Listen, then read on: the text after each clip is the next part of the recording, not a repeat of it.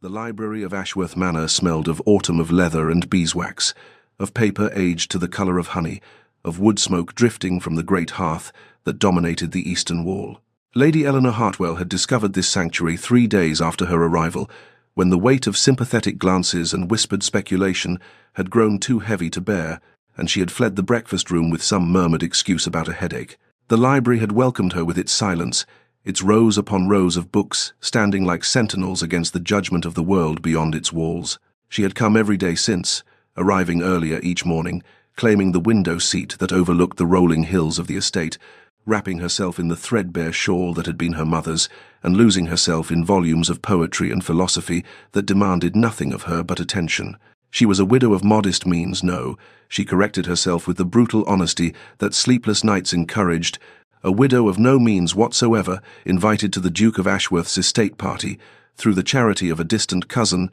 who had married well and pitied poorly. The invitation had been a lifeline she could not refuse, though every moment among the other guests reminded her of how far she had fallen, how thoroughly her late husband's debts and indiscretions had tainted her name. They looked at her with curiosity barely disguised as concern, the gentleman with a particular sort of calculation that made her skin crawl, as though widowhood and poverty had rendered her available for arrangements that no respectable woman would entertain. So she hid, and the library kept her secrets. It was from this window seat, on the 4th morning of her refuge, that she first saw the Duke of Ashworth, clearly not across a crowded drawing-room or at the distant head of the dinner table, but alone, astride a great black horse, riding across his estate with a singular focus that seemed to exclude the entire world. Sebastian Thorne, 5th Duke of Ashworth, was a figure of legend even among a society that trafficked in gossip as currency. Cold, formidable, untouchable, a man who had withdrawn from London after some scandal years prior, and now ruled his northern estate like a self-appointed exile. The other guests spoke of him in hushed tones of a broken engagement, of accusations never quite spoken aloud but damning nonetheless, of his preference for solitude over society, of his reputation for coldness that bordered on cruelty. Eleanor watched him ride, his dark coat stark against the amber and gold of the autumn landscape,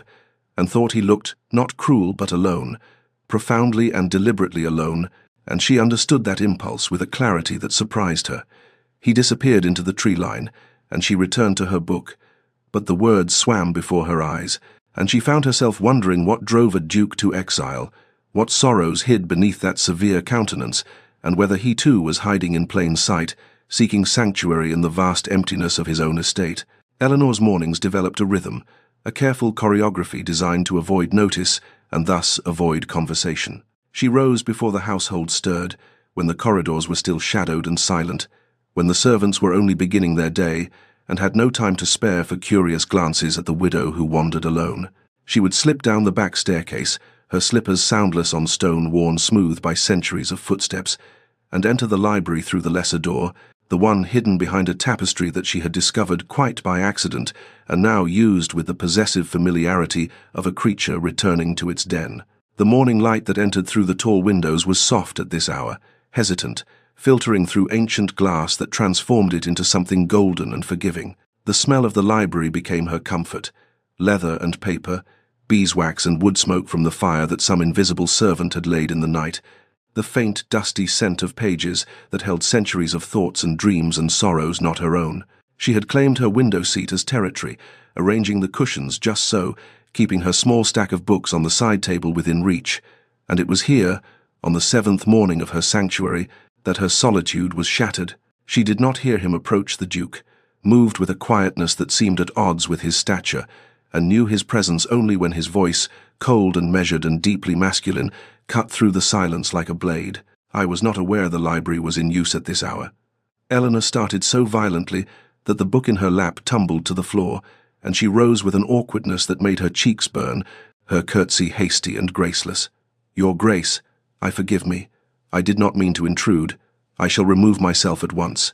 "You will do no such thing," he interrupted, and she dared to lift her eyes to his face for the first time since that distant glimpse at dinner. Sebastian Thorne was as severe as his reputation suggested. Dark hair, darker eyes, a mouth that looked as though it had forgotten the shape of a smile, and a bearing that radiated control and distance in equal measure. He regarded her with an expression she could not read, something between annoyance and curiosity, and then bent to retrieve her fallen book, his movements precise. It was then that she saw his hands scarred across the knuckles, a jagged line across the back of his left hand that spoke of old injury, hands that contradicted the image of a man who spent his life in idle, aristocratic pursuits. He held the book for a moment, glanced at the title, then offered it to her without comment. "You may continue to use the library, Lady Hartwell. I ask only that you do not disturb the private study beyond the far door. It is locked, and I prefer it remain so." His tone was formal, dismissive, the words of a man unaccustomed to explaining himself. Eleanor took the book, her fingers trembling slightly, and managed a whispered, "Of course, Your Grace. Thank you." He inclined his head, a gesture that might have been acknowledgement or might have been mere politeness, and then he was gone, the door closing behind him with a soft but definitive click that echoed in the sudden emptiness. Eleanor sank back into her window seat, her heart racing inexplicably, the book clutched to her chest, and realized that her sanctuary had just become infinitely more complicated. Weeks passed, and the library became a shared space divided by an unspoken treaty, neither acknowledged, but both observed with careful precision. Eleanor claimed the mornings, arriving as dawn broke and departing before the household assembled for luncheon, while the Duke worked in his private study during the afternoons, his presence announced only by the faint sound of his footsteps beyond the locked door or the occasional rustle of papers. They passed each other sometimes in doorways or between the stacks, exchanging brief nods that carried the weight of recognition without the burden of conversation, and Eleanor found herself attuned to his presence in ways she did not quite understand, aware of him even when he was invisible, as though the library held some record of his passage that she alone could read. The household staff, freed by her low status from the usual discretion, gossiped freely in her presence, and she learned fragments of the Duke's history through their whispered conversations. A broken engagement 5 years prior, accusations of cruelty that were never quite specific enough to be refuted, but damning enough to exile him from London society, his choice to withdraw to Ashworth rather than fight rumours that painted him as cold, unfeeling, perhaps even dangerous. The younger maids spoke of him with fearful respect, but the older servants, those who had known him since childhood, defended him with a fierceness that suggested a different truth beneath the gossip, and Eleanor found herself observing him with increasing curiosity, seeking evidence to support one version or the other. It was from her window seat that she conducted her study, watching him move through his days with the focus of a scholar examining a particularly puzzling text. She saw him with his horses, his hands those scarred, capable hands gentle on their necks, as he spoke to them in tones too low to hear but clearly affectionate, saw him pause in his morning rides to speak with his elderly groundskeeper, their conversation unhurried and marked by what appeared to be genuine warmth, saw him stop to examine a struggling tree or redirect a stream that threatened the path, small acts of stewardship that spoke of care rather than coldness. The contradiction between his reputation and her observations intrigued her, troubled her, made her question which version was true or whether both could somehow coexist in the same man, and she began to look for him in the mornings, her reading interrupted by glances toward the window, her attention divided between the words on the page and the solitary figure moving through the landscape below. She began, almost without conscious thought, to leave small signs of her presence in the library, her shawl arranged just so on the window seat, a book left open to a particular passage on the table nearest his study door, a bookmark placed with deliberate care, wondering if he noticed, if he understood these small gestures as the messages they were, evidence that someone saw him, that his sanctuary was not as empty as it appeared, and though he never remarked upon these arrangements, she noticed that her shawl was once carefully folded when she arrived after forgetting it overnight, that the books she left were sometimes moved but always respectfully, always with a care that suggested they had been read, and she understood that he too was watching, observing, conducting his own silent study of the widow who had invaded his solitude and somehow made it less lonely. It happened on a morning when frost had silvered the windows, and Eleanor's breath misted in the cold air of the library, the fire not yet built up enough to dispel the night's chill, and she had been searching for a particular volume on the upper shelves, a collection of essays she had glimpsed days before, but not dared to retrieve, given its precarious position on the highest tier. The rolling ladder was older than she was, its wheels protesting softly as she positioned it with care, testing each rung as she climbed, her skirts hampering her progress in a way that made her grateful no one was present to witness her ungraceful ascent, and she had just closed her fingers around the spine of the book when the wheel slipped, the ancient mechanism failing, and the world tilted sickeningly as the ladder swayed away from the shelf. She did not have time to cry out, managed only a sharp intake of breath before gravity claimed her, but the impact she anticipated never came. Instead, there were hands, strong and sure, catching her beneath the arms and around the waist, steadying her against a solid chest as her feet found the floor with an inelegance that would have been mortifying under any other circumstance. For a moment, she could not move, could not think, aware only of the warmth of him, the scent of sandalwood and something else, something distinctly masculine, the sound of his heart beating steadily beneath her ear where her head had landed against his shoulder. And when she finally gathered the courage to look up, she found Sebastian's face mere inches from her own, his dark eyes fixed on hers with an intensity that stole what little breath she had remaining. "Are you hurt?" His voice was low, urgent in a way his usual formality never allowed, and his hands remained on her waist as though he did not quite trust her to stand unassisted, and she realized with a sharp shock of awareness that she did not want him to let go, that the coldness she had attributed to him was not coldness at all, but control, an iron discipline that kept something else, something heated and almost desperate, carefully contained, and she could see it now, in his eyes, in the tightness around his mouth, in the way his fingers flexed slightly against her sides, as though resisting the urge to pull her closer. I am well, Your Grace, thank you." She could not seem to complete a sentence, her usual composure scattered like the frost melting on the windows, and he stepped back, releasing her with what appeared to be reluctance, his jaw tight.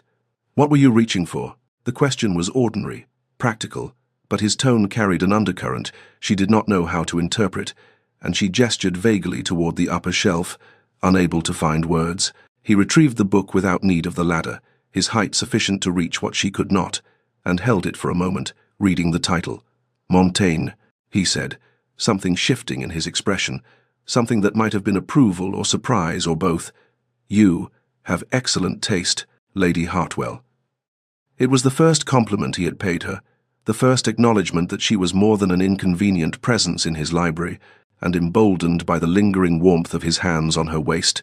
by the way he was looking at her, as though truly seeing her for the first time, she found her voice. "Have you read him, Your Grace?" He nodded slowly. "Many times. His thoughts on solitude are particularly relevant." The pause before the last word was weighted with meaning, and she understood suddenly that they were not speaking of philosophy at all, but of themselves, of the parallel isolations that had brought them both to this library, to this moment. "If you enjoy Montaigne," he continued, his voice carefully neutral once more, "you might appreciate Don. I have a collection in my study. I shall leave it for you." It was a small offer, but it felt momentous, an opening of a door that had been firmly closed, and Eleanor accepted the book he held with hands that trembled slightly, their fingers brushing in the exchange, the contact brief but electric. "Thank you, Your Grace," she whispered, and he inclined his head, already turning away, but she saw his hand rise to his chest as he walked toward his study, saw him press it there as though checking that his heart still beat correctly, and she knew that whatever had shifted between them in those moments when he held her was not her imagination, that he had felt it too, this recognition, this impossible and terrifying awareness of another solitary soul. After she left, he stood in the silence of the empty library, still holding the place on the shelf where the book had been, his eyes closed, and when he finally moved, it was to sit heavily in the chair nearest the window where she always read, his head in his hands, and Eleanor, glancing back through the glass of the door she had not quite closed, saw him there and understood with sudden piercing clarity that the Duke of Ashworth was not cold at all, but desperately, achingly lonely, and that she was not the only one who had been hiding in this library, seeking refuge from a world that had judged them both and found them wanting. Autumn deepened around Ashworth, the trees surrendering their green to crimson and gold, and with the turning of the season came a shift in the atmosphere of the library, as though the walls themselves had softened, grown permeable to something neither Eleanor nor Sebastian dared name aloud. Their conversations became more frequent, though they maintained the formal distance of two people circling something too fragile to approach directly, discussing Dante's Circles and Milton's Paradise, debating the merits of Pope's translations and the architecture of Shakespeare's sonnets, never veering into anything resembling the personal, even as their words revealed more than either intended. Eleanor learned, through these careful exchanges, that the Duke read poetry, not merely read it, but loved it with a passion that seemed incongruous with his stern reputation, could quote entire passages from memory, his voice taking on a quality she had never heard when he spoke of Keats or Wordsworth, something unguarded and almost tender that made her chest tighten with an emotion she refused to examine too closely. One rainy afternoon, when the windows wept and the library seemed to exist outside of time entirely, she found a volume of Don's collected works on her usual table, a place she had not left it, and opening the book, discovered a slip of paper marking a single poem, and written in a hand she was coming to recognize. Elegant, controlled, revealing discipline in every stroke, was a single line: "No man is an island, entire of itself." She sat for a long time holding that paper, reading the line again and again, trying to parse whether it was meant as observation or confession, whether he was speaking to her or to himself or to the solitude they both inhabited. And she was unsure, desperately unsure, whether she dared believe it was an invitation, a reaching across the distance he maintained so carefully. That evening at dinner, seated far down the table, among the other guests of lesser consequence, while Sebastian presided at its head with the remote courtesy that was his public manner, she felt his gaze upon her and looked up to find him watching her across the candlelight and the elaborate centerpieces, his dark eyes fixed on her face with an intensity that seemed to strip away all the pretense of the formal gathering. And for a moment the room fell away, the chatter of the other guests fading to meaninglessness, and something passed between them, an acknowledgement perhaps, or a question, or the recognition of a shared secret that neither could voice but both understood. She saw his hand tighten on his wineglass, saw the muscle in his jaw flex as though he were holding back words that wanted desperately to be spoken, and then one of the ladies beside him addressed him, and the moment shattered. But Eleanor sat trembling in her chair, her dinner untouched, understanding that whatever had begun between them in the library was no longer contained by those walls, that it was following them into the wider world, demanding recognition, and she was terrified and exhilarated in equal measure, knowing that to acknowledge it would be to risk everything: her fragile safety, her sanctuary, her carefully constructed refuge. But to deny it was becoming impossible, for how could she unsee what she had seen in his eyes, or unfeel the way her heart responded to his presence, or pretend that the Duke of Ashworth was still the cold, forbidding figure she had imagined from a distance when she now knew the truth that lived beneath that careful control, the loneliness that matched her own, the hunger for connection that he buried beneath duty and discipline, but that called to something equally buried in herself. As autumn surrendered to the first whispers of winter, the atmosphere at Ashworth grew heavier, the other guests becoming restless with the changing season, seeking entertainments that would distract from the lengthening shadows and the chill that crept through even the most well-heated rooms, and Eleanor found herself increasingly besieged by invitations she did not want: card games in the drawing room, amateur theatricals, an excursion to the village, all of which she declined with excuses that grew thinner with each repetition, until it became apparent to everyone that Lady Hartwell preferred the solitude of the library to the company of her peers. She did not care what they thought, these people who smiled to her face while whispering about her circumstances behind gloved hands, but she became aware that Sebastian had begun to intervene on her behalf, deflecting the more persistent invitations with a quiet authority that brooked no argument, mentioning in his careful way that Lady Hartwell was engaged in research of a scholarly nature, that she was not to be disturbed. And though he never looked at her directly during these interventions, never acknowledged what he was doing, Eleanor felt the protection of it like a cloak around her shoulders, warming something inside her that had been cold for so very long. It was on an evening when the wind howled against the windows and the guests had gathered in the drawing-room for whist that Baron Wickham, a man whose reputation preceded him in the worst possible ways, cornered Eleanor in the corridor outside the music-room, where she had been attempting to pass unnoticed on her way to the safety of her chambers. "Lady Hartwell," he said, his smile oily in the lamplight, his bulk blocking her path in a way that made her heart begin to race with an old familiar fear. "How convenient to find you alone. I've been hoping for a private word." She murmured something about retiring for the evening, tried to step around him, but he shifted to prevent her passage, and his smile widened. "I understand your late husband left you in rather unfortunate circumstances," he continued, his voice dropping to a tone that made her skin crawl. "Debts, I'm told. quite substantial debts, and it occurs to me that a woman in your position might be amenable to an arrangement, a mutually beneficial arrangement. You understand you're still young enough to be pleasing, and I find myself in need of companionship of a certain sort, the discreet sort,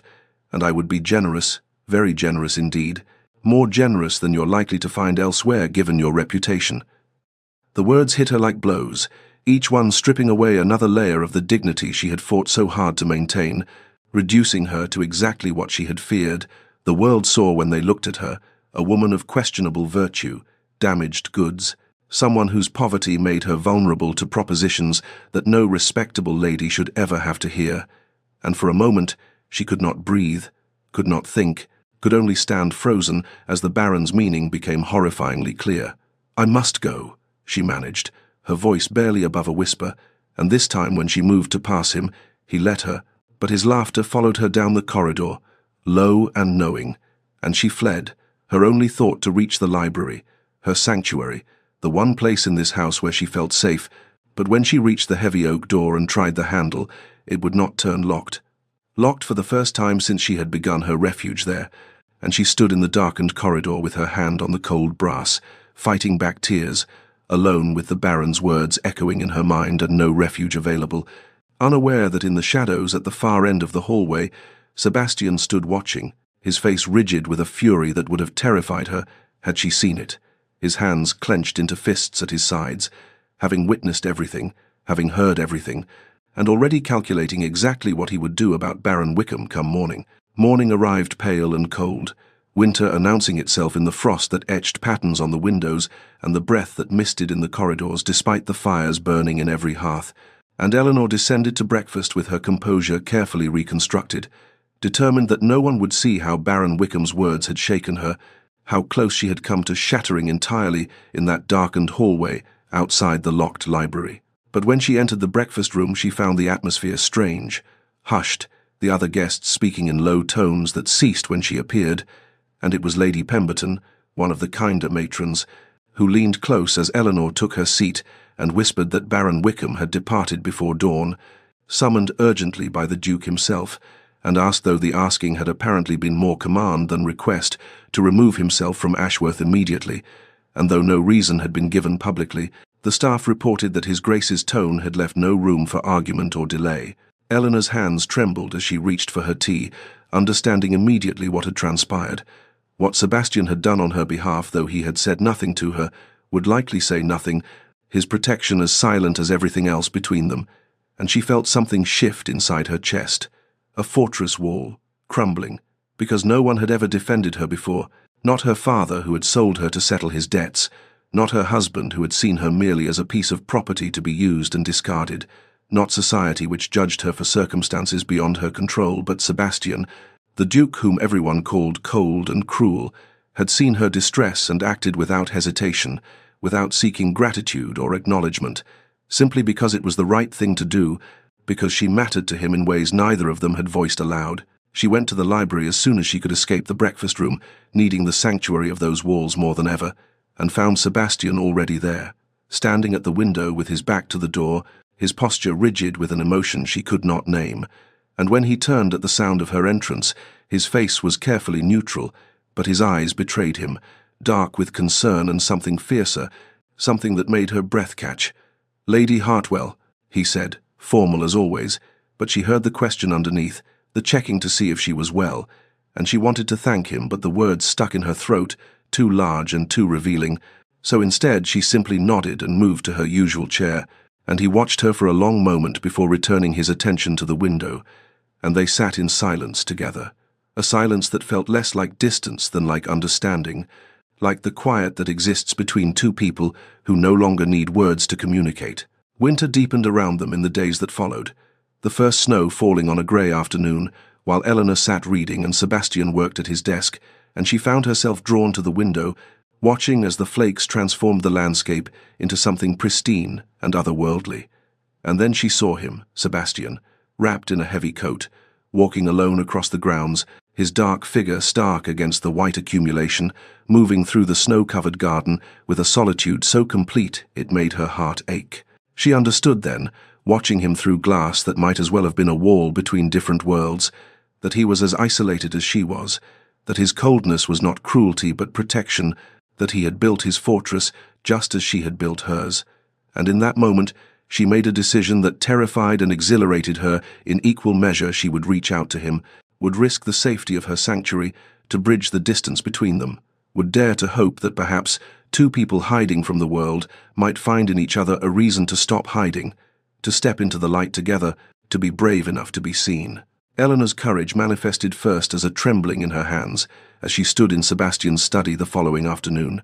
The book of poetry clutched against her chest like armor, knowing he was out riding and would not return for hours, giving her time to leave this offering and flee before she could lose her nerve entirely. She had chosen the volume carefully, a collection of metaphysical poets, worn leather binding suggesting it had been read many times by previous owners who had also sought meaning in verses about transformation and hope, and she had marked a single passage with a slip of paper, lines by Henry Vaughan, about finding light in the deepest darkness, about how there is in God, some say, a deep but dazzling darkness. And though her hands shook as she placed the book on his desk, precisely centered so he could not miss it, she felt the rightness of the gesture. This reaching out through literature because neither of them seemed able to manage it through speech. Then she fled, her heart racing, and the days that followed were torture, each morning arriving in the library to find no response, no acknowledgement, until she began to fear she had overstepped some invisible boundary, had presumed too much, had revealed too clearly the feelings she was only beginning to acknowledge to herself, and she told herself she had been foolish, that a duke and a penniless widow could never be more than cordial strangers sharing space in a library, that she had mistaken his kindness for something deeper, when it was merely the courtesy any gentleman would extend to a guest in his home. But on the fourth day, when she settled into her usual chair, she found a book waiting for her, not in her hands but placed deliberately on the small table beside her seat, where she could not fail to notice it, and her breath caught as she recognized it as one she had never seen before, a collection of sonnets by various poets. And when she opened it with trembling fingers, she found a passage marked in Shakespeare's hand, Sonnet 116, about love that looks on tempests and is never shaken, about love as an ever-fixed mark. And she sat staring at the words until they blurred before her eyes, understanding that Sebastian was answering her, speaking to her in the only language that felt safe to both of them, and from that day forward, their silent conversation through literature continued, each book a revelation, each marked passage a confession they were too afraid to voice aloud. She left him Keats on beauty and truth, and he responded with Donne on souls that speak without words. She offered him Wordsworth on tranquility, recollected, and he countered with Blake on the courage to forge one's own path. She gave him metaphors, and he returned with declarations barely disguised as verse. And all the while the household staff began to notice that his grace seemed different, lighter somehow, that he smiled now when he thought no one was watching, and his elderly steward remarked to the housekeeper that he had served the Duke since his Grace was a boy, and had never seen him so nearly content, so almost happy, as if some burden he had carried for years was finally lifting. Eleanor knew she was falling in love, had perhaps already fallen, past the point of saving herself, but she reminded herself sternly of reality, each night as she lay in her bed, unable to sleep for thinking of him. She was a widow whose husband had left her nothing but debts and shame. She had no fortune and no prospects. She was living on the Duke's charity, and would have to leave eventually, because she could not impose forever. And Sebastian was a duke, bound by duty and expectation to marry well, to choose a woman whose bloodline and dowry would enhance his position rather than diminish it. And no amount of poetry exchanged in secret could change the fundamental impossibility of their situation, the gulf between their circumstances that could not be bridged by feeling alone, no matter how profound that feeling might be. Winter deepened around Ashworth with a silence that felt almost sacred, the snow falling steadily until the world beyond the estate's windows became a study in white and grey, and as the Christmas season approached, the house guests began departing one by one, returning to their own families and estates, until Eleanor found herself among only a handful remaining, and she knew she should leave as well, should find some distant relation willing to house her, or perhaps accept a position as a companion to some elderly lady, anything rather than continue imposing on the Duke's hospitality when she had nowhere else to go, and no means to reciprocate his generosity. But Sebastian, when she tentatively mentioned departure, had looked at her with an expression she could not quite read and said simply, "You are welcome to remain as long as you wish, Lady Hartwell. This is your home for the season." And though the words were formal, his tone carried something deeper, something that made her heart clench with hope and fear in equal measure. And so she stayed, telling herself it was only until after Christmas, only until the weather improved, only until she could bear to leave the library and the man who haunted it as surely as she did.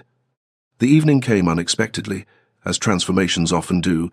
arriving on an ordinary day that had given no warning it would change everything. Eleanor was alone in the library as darkness fell early the way it did in deep winter, the fire burning low and casting dancing shadows across the shelves,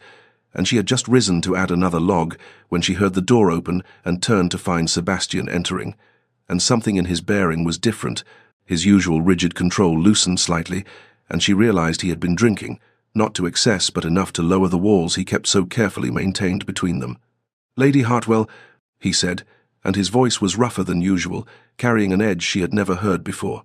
"Eleanor, why do you hide here?" The directness of the question, the use of her given name, startled her into stillness, and she felt her practiced deflections rising automatically to her lips, some light comment about loving books, about the peace of the library, about needing quiet. But he crossed the room toward her, and she saw in his eyes that he would accept no evasions tonight, that something had broken in him or broken through,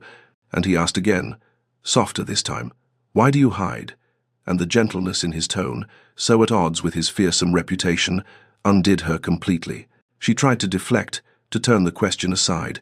but he persisted with a patience that was somehow more devastating than demand would have been, standing close enough that she could see the flecks of amber in his dark eyes, could smell the whiskey on his breath mixed with the cedar and smoke scent that clung to him. And finally, her voice breaking, the words came tumbling out, the truth she had guarded so carefully, the shame she had carried alone. Her marriage had been arranged to settle her father's gambling debts. She had been sold, essentially, given to a man 30 years her senior, who had wanted a young wife to display and use and discard, who had been neither kind nor cruel, but simply indifferent, who had left her nothing when he died except debts and the contempt of a society that blamed her for his failures, that whispered she must have been grasping or manipulative, or worse, to have married so far above her station, and she had nowhere to go and no one to defend her, and she was so tired, so endlessly tired, of being judged for circumstances beyond her control, of being seen as something she was not, of hiding herself away because the world was too harsh and too quick to condemn. Sebastian listened without interruption, his face grave in the firelight, and when she finished, her voice barely a whisper,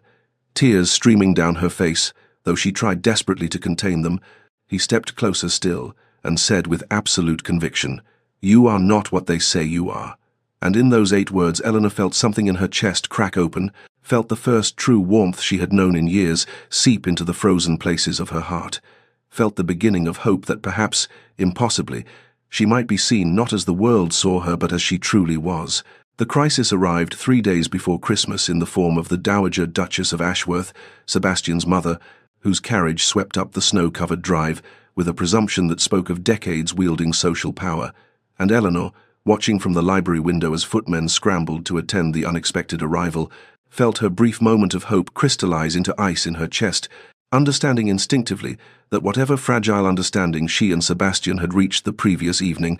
was about to be tested in ways neither of them was prepared for. The Dowager was formidable in the way only women of her generation and station could be, steel wrapped in silk, cruelty disguised as concern, and she had brought with her a young woman whom Eleanor recognized instantly as Lady Penelope Weatherby, daughter of an earl, possessed of both impeccable bloodlines and a substantial dowry, exactly the sort of match a duke's mother would orchestrate for her son. And Eleanor stood frozen at the window as Sebastian emerged from the stables to greet them, watched as the Dowager presented Lady Penelope with a flourish that suggested ownership already established, and even from this distance, Eleanor could see the tension in Sebastian's shoulders. The careful blankness of his expression that she had learned meant he was exercising iron control over some powerful emotion. She did not go down to greet the arrivals, knowing without being told that her presence would not be welcome, and indeed, when the household assembled for tea that afternoon, the Dowager's eyes passed over Eleanor with the kind of dismissive coldness that required more effort than simple ignorance. This was deliberate erasure, a cutting designed to wound, and when Eleanor was introduced as Lady Hartwell, a widow who had been a guest for the season, the dowager's smile was all teeth and no warmth as she said, "How charitable of you, Sebastian, to open your home to those in unfortunate circumstances." The word unfortunate delivered with surgical precision to draw blood, and Eleanor felt her face heat with shame even as she maintained her composure, years of society training allowing her to smile and murmur appropriate pleasantries while dying inside. Lady Penelope herself seemed kind enough, if somewhat vapid, talking brightly about London society and the upcoming season, clearly having no idea she was being maneuvered into a match, and the dowager dominated the conversation with talk of bloodlines and duty, of maintaining one's position, of the responsibilities that came with being a duke, and every word was aimed like an arrow at Eleanor, reminding her without stating it directly that she was a charity case,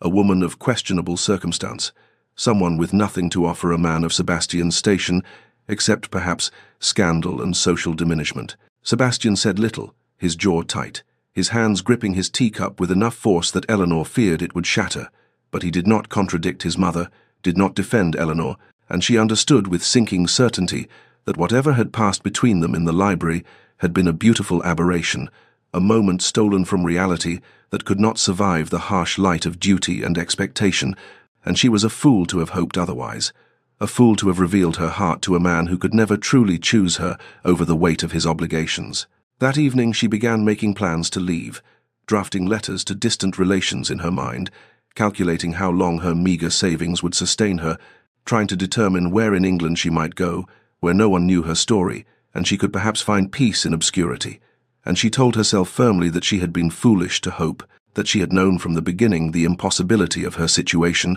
that she should be grateful for the months of sanctuary the Duke had provided, rather than bitter about the ending she should have anticipated from the start. But knowing all this did nothing to ease the ache in her chest, the feeling that something precious had been offered and then snatched away before she could fully grasp it,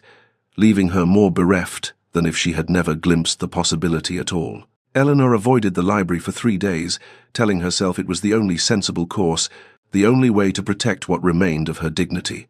and she kept to her rooms as much as propriety allowed, pleading a headache when invited to join the other guests for activities, watching from her window as the dowager orchestrated what seemed to be a courtship between Sebastian and Lady Penelope, the two of them walking the snow-covered gardens with the dowager trailing at a careful distance, close enough to chaperone but far enough to suggest intimacy, and Eleanor forced herself to look away, to accept what she should have known from the beginning, that the library had been a sanctuary and nothing more, that whatever understanding she and Sebastian had reached could not survive the weight of his obligations, that dukes did not marry penniless widows, no matter what tender words were spoken in firelight. On the 3rd day, as winter twilight fell early and cold across the estate, Eleanor found a note slipped under her door, the handwriting achingly familiar from the books they had exchanged. "You are missed in the library. S." She stood holding the paper until her hands trembled, reading those 5 words over and over, searching for hidden meaning, for some indication of what he wanted from her, whether this was kindness or cruelty, invitation or farewell. But the words revealed nothing beyond their surface, and she could not bring herself to respond,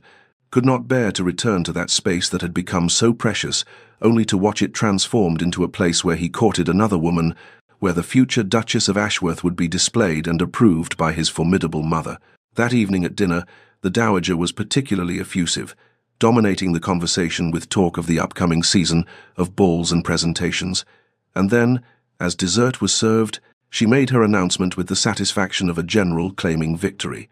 Plans were being made for a ball after Christmas, a celebration of the understanding that had been reached between her son and Lady Penelope, nothing formal yet, of course, but it was only a matter of time before an official betrothal. And wasn't it wonderful that Sebastian had finally accepted his duty to his name and position? Eleanor kept her eyes on her plate, willing herself to show nothing, to be the perfect picture of polite disinterest,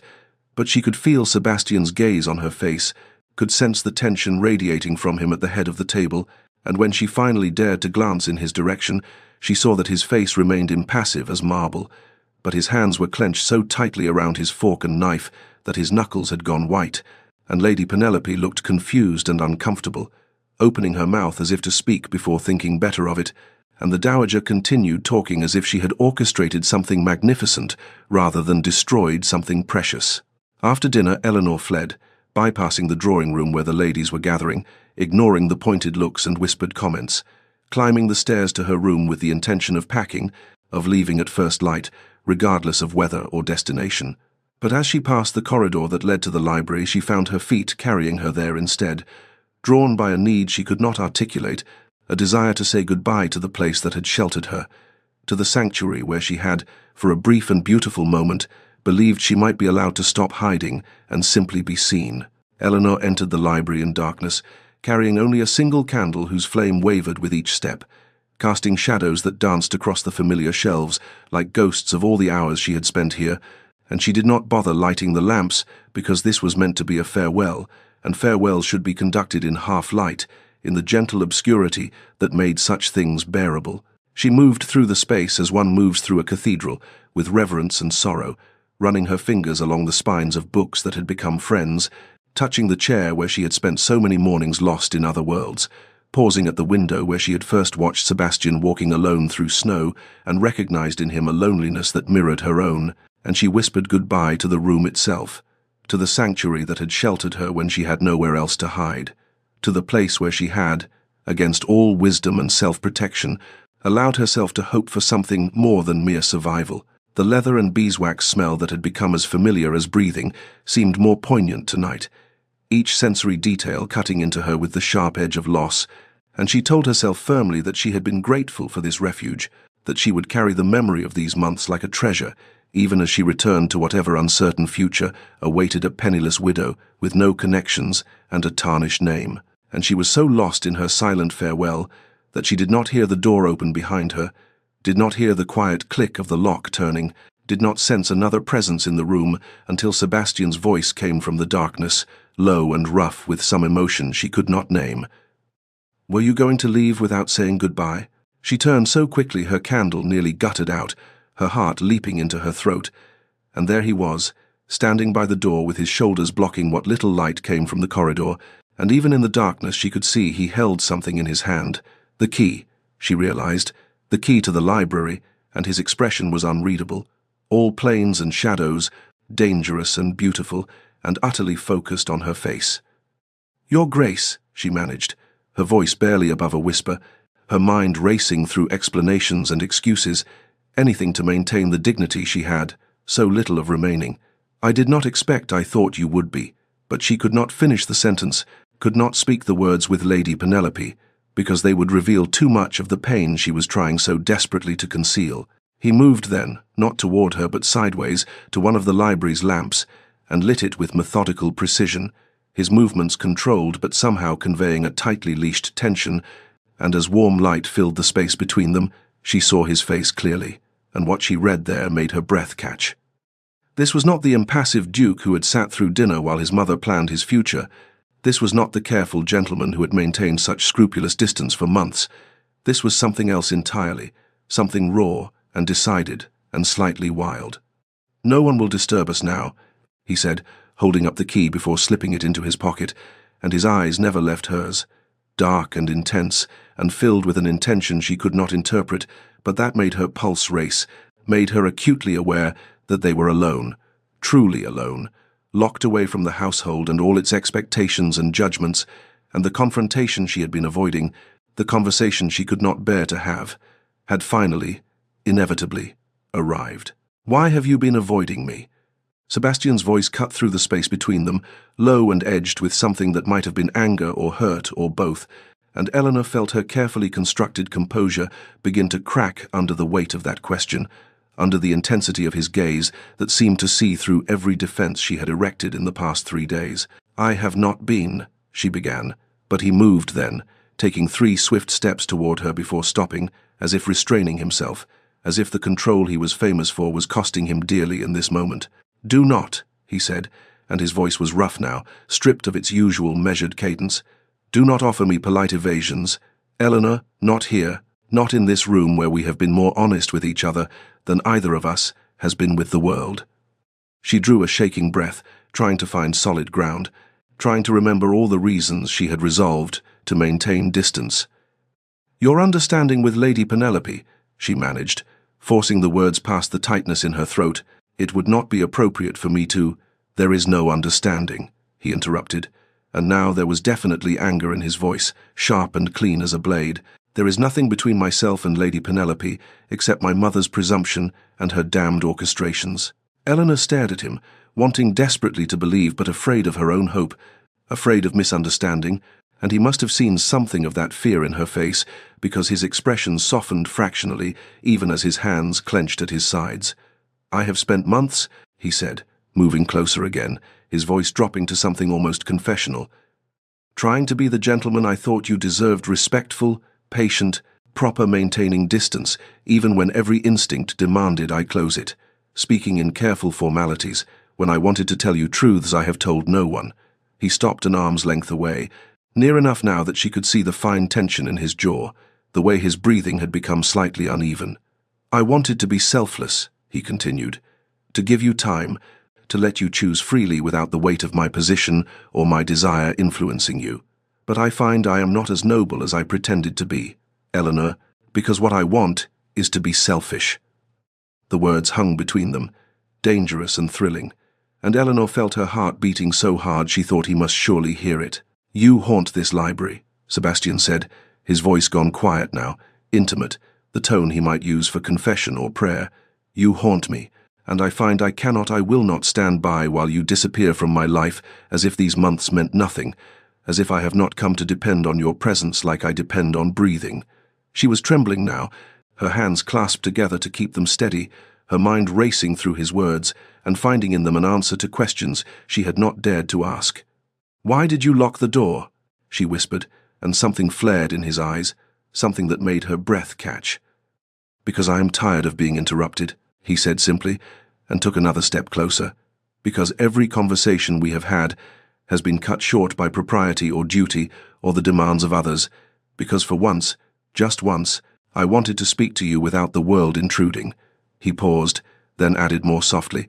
"Because I was afraid you would run before I could tell you what you have come to mean to me." Sebastian drew a breath that seemed to come from somewhere deep within him, from a place where truths had been locked away for so long they had almost calcified into silence. And when he spoke again, his voice carried the weight of confession, of a story he had told no one because no one had cared to listen past the rumors that had shaped his reputation. "My engagement," he began, his eyes never leaving hers, though she could see the cost of holding that gaze, "ended not because I was cruel, but because I refused to marry without affection, without at least the possibility of something real between two people who would spend their lives together." He paused, his jaw tightening with remembered pain. Lady Catherine was beautiful, accomplished, everything society deemed appropriate for a duchess, and she expected our marriage to be one of convenience and mutual indifference, an arrangement that would give her a title and me an heir and nothing more. But I could not, his voice roughened, I could not bear the thought of that emptiness, that pretense, and when I told her I wished to wait, to see if genuine regard might develop between us, she was humiliated, furious that I would question what she saw as a perfect arrangement. Eleanor listened, scarcely breathing, understanding dawning like painful light. She spread rumors, Sebastian continued, told society I had been cold to her, cruel in ways she left to imagination, and I could have fought back, could have revealed her true nature, but what would that have accomplished except to ruin her prospects entirely? He shook his head slowly. So I retreated, accepted society's judgment, chose isolation over a battle that would destroy us both, and I told myself it was better this way, better to be alone than to live a lie. He took a step closer to Eleanor, his voice dropping to something raw and intimate. "Until you," he said simply, "until I found you here, hiding as I was hiding, and began to understand that isolation is not the same as peace, that protecting oneself from pain also means closing oneself off from everything else." His eyes searched her face with an intensity that made her tremble. "You see me," he said, and the words were almost wondering, as if he still could not quite believe them. Not the Duke, with his title and his wealth and his reputation, not the cold man society has decided I am, but me, Sebastian, the man who reads poetry in secret and stands at windows watching snowfall, and has been so lonely for so long, he had almost forgotten what connection felt like. Eleanor felt tears sliding down her cheeks, felt something breaking open in her chest, all the careful walls she had built crumbling under the weight of his honesty and her own desperate need to match it. "My marriage," she whispered, her voice shaking but steady enough to carry truth, "was arranged to cover my father's gambling debts,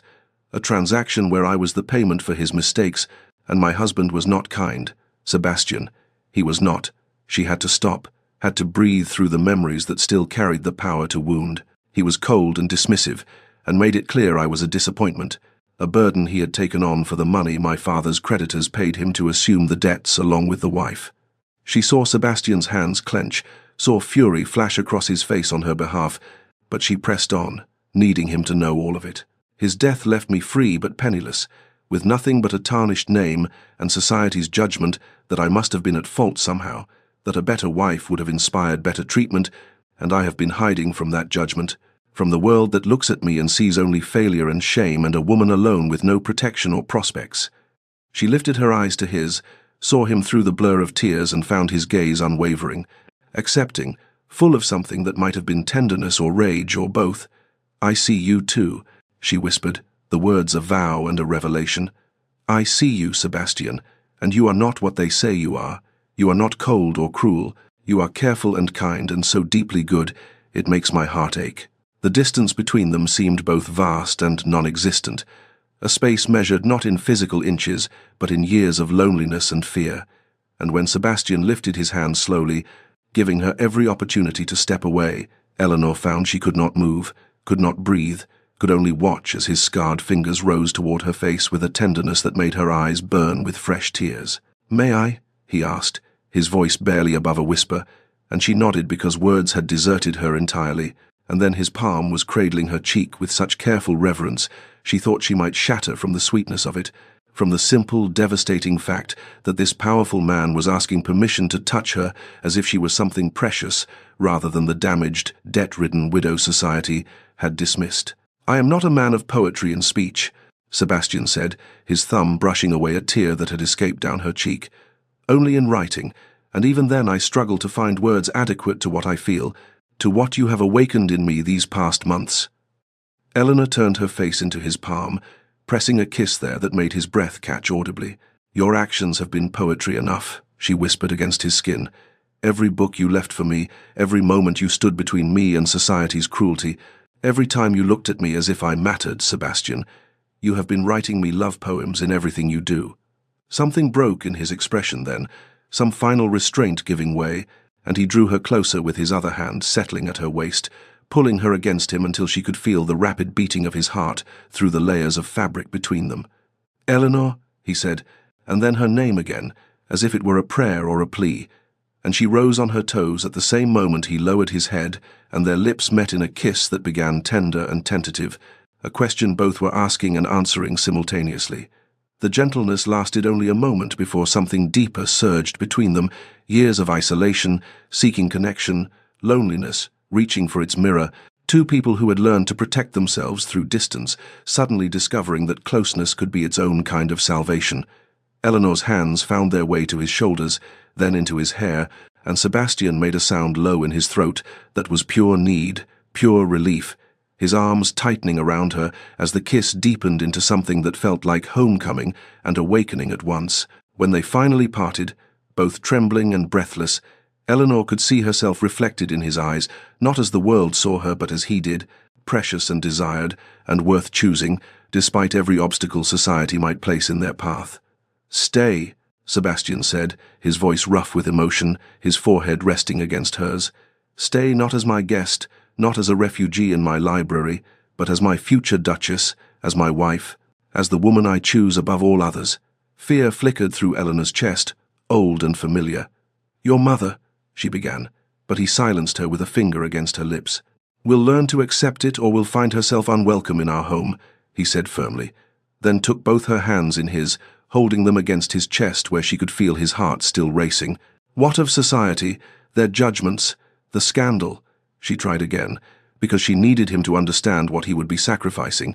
but Sebastian shook his head, his grip on her hands tightening. "Let them talk," he said, and there was steel beneath the tenderness in his voice now, the determination of a man who had made his choice and would not be swayed. "I have lived in their silence long enough, Eleanor. exiled myself to avoid their censure, shaped my entire life around their good opinion, and what has it brought me except emptiness and loneliness and years of pretending not to feel?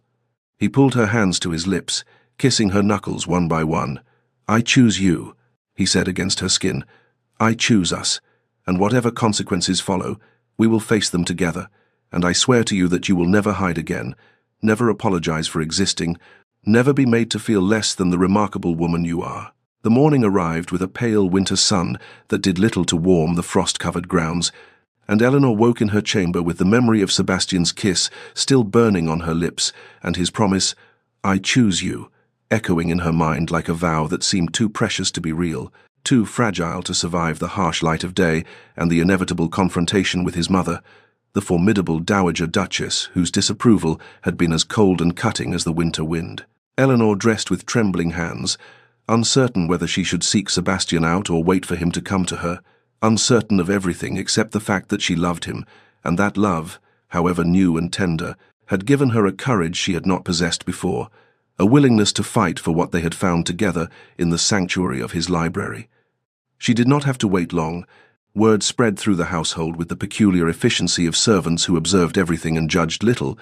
and by mid-morning Eleanor learned from her maid, a kind girl named Mary, who had shown her nothing but gentleness, that his Grace had requested a private audience with the Dowager in his study, that voices had been raised, that the confrontation everyone had sensed building had finally broken like a storm. Eleanor was not present for the battle, was deliberately excluded as Sebastian faced his mother alone, but Mary brought her details later, whispered accounts pieced together from what the footmen had heard through the heavy oak door. The Dowager had been furious, her voice rising in outrage as she demanded to know how Sebastian could even consider such an unsuitable match, a penniless widow with a tarnished reputation and debts that followed her like shadows, when Lady Penelope was everything a duchess should be, well-bred, wealthy, biddable, appropriate. Sebastian's responses had been quieter but immovable, each word apparently delivered with the cold precision of a man who had made his decision and would not be swayed by manipulation or maternal guilt, and when the Dowager had threatened social ruin, had predicted that society would turn against them both, that his choice would disgrace the family name. Sebastian had reportedly said, with devastating calm, that Lady Eleanor Hartwell was to be his duchess, that if his mother could not accept this with grace and welcome Eleanor as her daughter, she was free to return to London and consider herself no longer welcome at Ashworth. The household had apparently gone silent after that pronouncement, the footmen exchanging wide-eyed glances as the Dowager, unaccustomed to defiance from her son, had sputtered protests that fell on stone, and within hours she had ordered her belongings packed, her carriage prepared, her departure arrangements made with the tight-lipped fury of a woman who had lost a battle she had assumed already won. Lady Penelope, Mary reported with something like admiration, had sought private audience with the Dowager and confessed she had never wanted the match, that she had been relieved when Sebastian showed no interest in courting her, that she wished his Grace and Lady Eleanor every happiness, which had only further enraged the Dowager, who departed predicting disaster and ruin, her carriage disappearing down the frost-covered drive like a dark portent. Sebastian found Eleanor in the library that afternoon, standing at the window watching the empty drive where his mother's carriage had vanished, and when she turned to him, she saw exhaustion in his face but also peace, a lightness that suggested a burden lifted, and before she could speak, he crossed to her and took both her hands, telling her everything, holding nothing back, and Eleanor found herself overwhelmed by the simple, devastating fact that he had chosen her over his mother's approval, over society's expectations, over the easier path.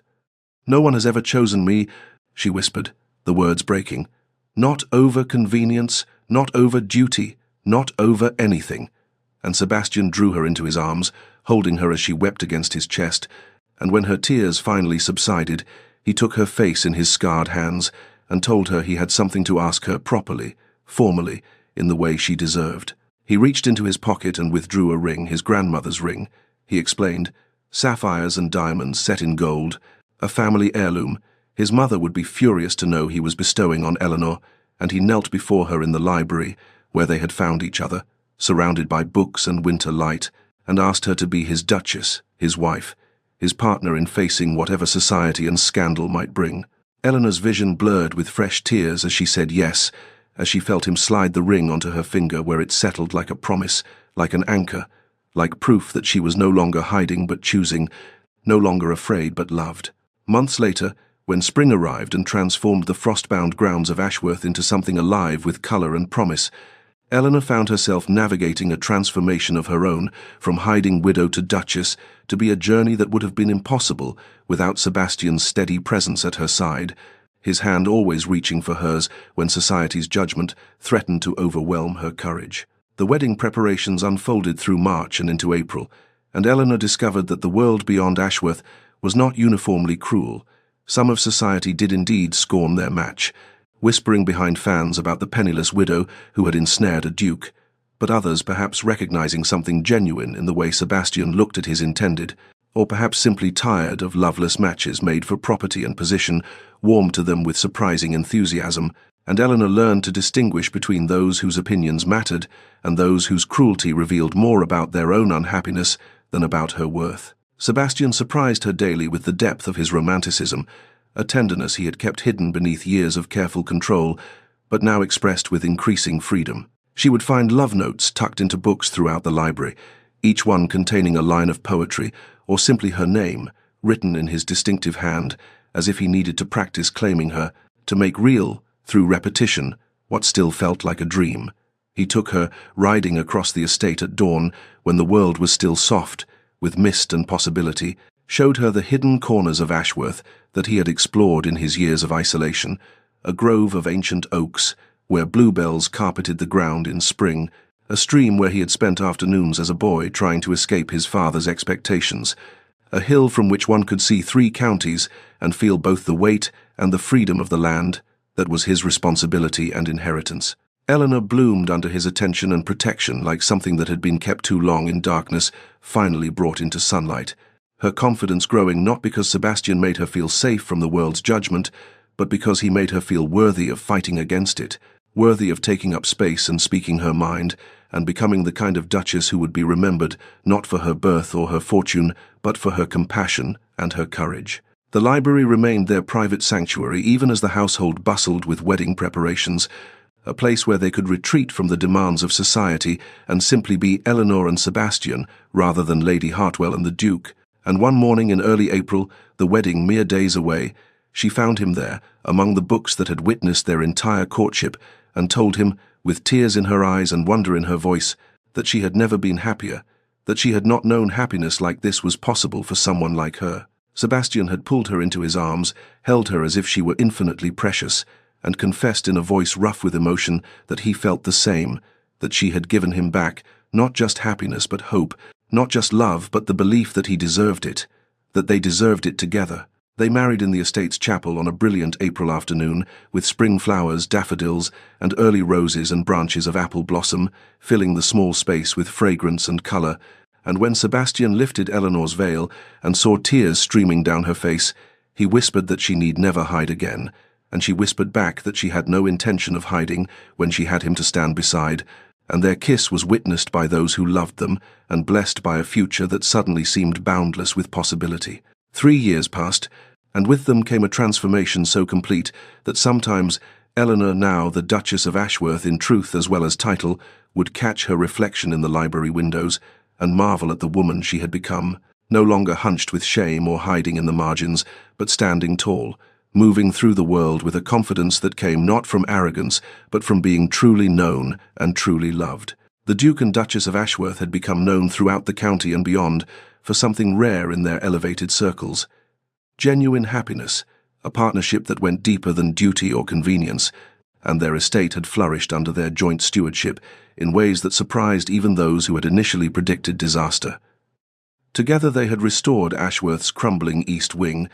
had opened the great library once Sebastian's fortress of isolation and Eleanor's hiding place to local scholars and the sons of tenant farmers who showed intellectual promise, had established a fund for widows in difficult circumstances, a cause Eleanor championed with the passion of someone who remembered all too well what it meant to be vulnerable and alone. The whispers that had once followed them, the scandalous match, the penniless widow, the cold duke, had faded into something warmer, stories of the Duchess who remembered everyone's names, and the Duke who had softened into someone capable of laughter. And if some of London society still sniffed with disapproval, Eleanor had learned that their judgment held no power over a happiness built on truth and choice. Sebastian, for his part, had been revealed in his element, no longer isolated, but beloved by those who worked his land, respected by neighboring families who had once feared his sternness, transformed by love into someone who smiled freely and spoke with warmth and proved that reputation and reality need not align. They had a daughter, Catherine Rose, named for both their mothers, in an act of hope and reconciliation, born in the second year of their marriage during an unseasonably warm September, and Eleanor had wept when Sebastian placed their child in her arms, had seen in his scarred hands cradling that tiny perfect being, the final proof that gentleness had always lived beneath his guarded exterior. On an autumn afternoon, much like the one when Eleanor had first arrived at Ashworth seeking nothing more than refuge and books, she returned to the library, their library, and found Sebastian seated in the leather chair by the window where he had once worked in solitude, their daughter, now 3 years old, nestled on his lap as he read to her from a book of fairy tales, his deep voice, soft and patient, Catherine's small hand resting trustingly on his chest. Eleanor stood in the doorway watching them, her heart so full it ached with the weight of gratitude and wonder, and when Sebastian looked up and caught her gaze, the smile he gave her contained the whole history of their love, the fear and the courage, the hiding and the revealing, the locked door that had changed everything, the library that had once been her sanctuary from the world's judgment and his fortress against its cruelty had become something entirely different, not a hiding place but a home, not a refuge from life but the very heart of it. And as Catherine laughed at something in the story and Sebastian caught Eleanor's eye again with an expression of such profound contentment, Eleanor understood that their love had not simply saved them, but had transformed the very spaces they inhabited, had turned isolation into connection and fear into joy. That evening, after Catherine had been put to bed, a ritual they shared, taking turns with stories and songs, Sebastian's deep voice surprisingly gentle with lullabies. He claimed not to remember learning. They returned to the library as they so often did, when the house had settled into quietness and the demands of the day had released them, back to each other, and Eleanor found herself drawn to the window where she had once stood watching Sebastian walk alone through the first snow, that image of isolation that had broken her heart and given her the courage to reach out to him through books and poetry when words seemed too dangerous. Now they stood together at that same window, his arm around her waist, her head resting against his shoulder, and the autumn darkness beyond the glass reflected their joined silhouettes back at them like a promise kept. "Do you ever think about how different our lives might have been?" Eleanor asked softly, her fingers tracing idle patterns on his chest. "If I had chosen a different estate to visit that season, if I had not sought refuge in your library, if I had been braver or more foolish and faced society's judgment elsewhere." Sebastian was quiet for a moment, and she felt rather than saw his contemplation, the way he considered questions seriously before answering,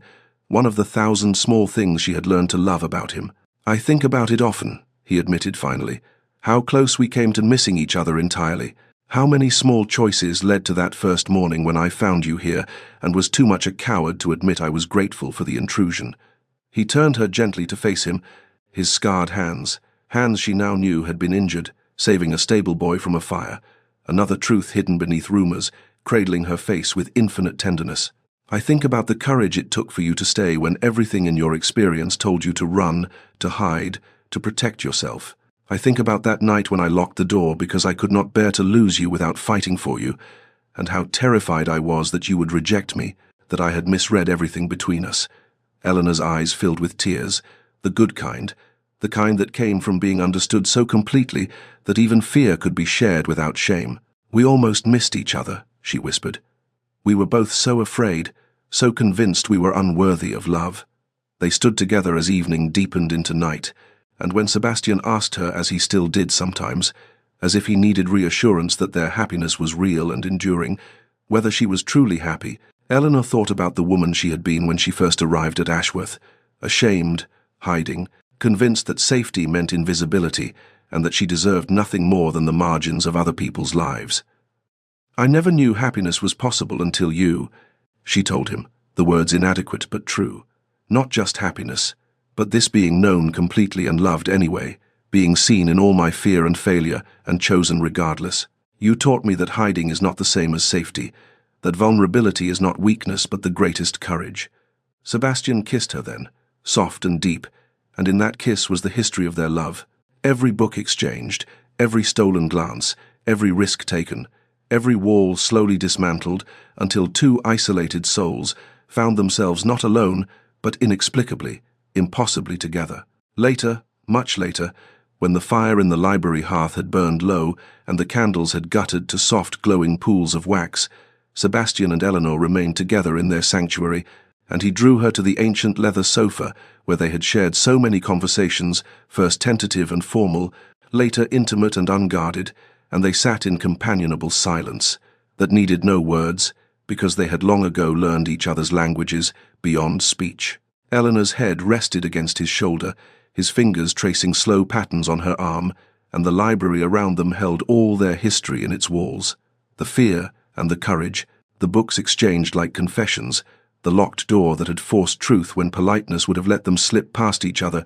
into separate lonely futures. And Eleanor found herself thinking about all the people in the world who were hiding as she once hid, seeking sanctuary from judgment and pain, building walls to keep hurt out, but also keeping love at bay. Sebastian kissed the top of her head, a gesture of such casual tenderness that it still made her heart catch even after 3 years of marriage, and she tilted her face up to meet his gaze, those grey eyes that had once seemed so cold, now warm with the firelight, and something deeper, something that had saved them both from their separate isolations. And when he kissed her properly, deeply, it was both familiar and new, the way love renews itself when built on truth rather than illusion.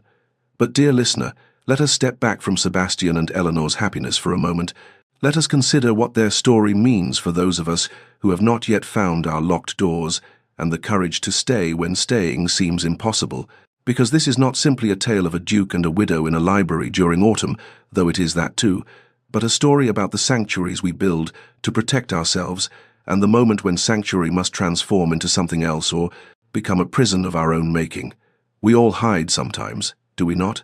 We all seek refuge from a world that judges too harshly and understands too little, that reduces us to our mistakes and our circumstances and cannot see the complexity beneath the surface. And there is no shame in needing shelter, in finding places where we can breathe without performance or pretense. But here is the truth that Eleanor and Sebastian learned. Sanctuary becomes prison when we forget that safety and stagnation are not the same thing, when we choose invisibility over the terrifying vulnerability of being truly known. Love, real love, the kind that transforms and redeems, requires the courage to unlock the door we have so carefully barred, to let another person see not just the version of ourselves we have carefully curated, but the frightened, flawed, scarred truth beneath. And that is perhaps the most terrifying risk we ever take, because there is no guarantee of acceptance, no promise that the person we reveal ourselves to will choose us rather than our carefully constructed facade. Sometimes the coldest person is simply the most afraid. The most isolated is the one most longing for connection. The most judgmental has judged themselves most harshly. And if we can learn to see past surfaces and reputations to the hidden hearts beneath, we might find that the person we have been avoiding or dismissing is the very one who could understand us best. So, if you find yourself hiding, dear listener, know that your need for sanctuary is valid and human, but ask yourself, is this place of safety still serving you, or has it become a cage? And if someone approaches your locked door, not to force it, but to knock gently and wait, consider the possibility that the greatest courage is not in hiding successfully, but in being seen anyway, in risking rejection for the possibility of genuine connection, in transforming the place you hide into a place you can truly live. May you find your library and your locked door, your moment of choice between safety and love, and may you have the courage to stay when every instinct tells you to flee, because sometimes the ending is really a beginning, sometimes the locked door is not a barrier but an invitation, and sometimes the person on the other side is waiting, has been waiting for you to let them in.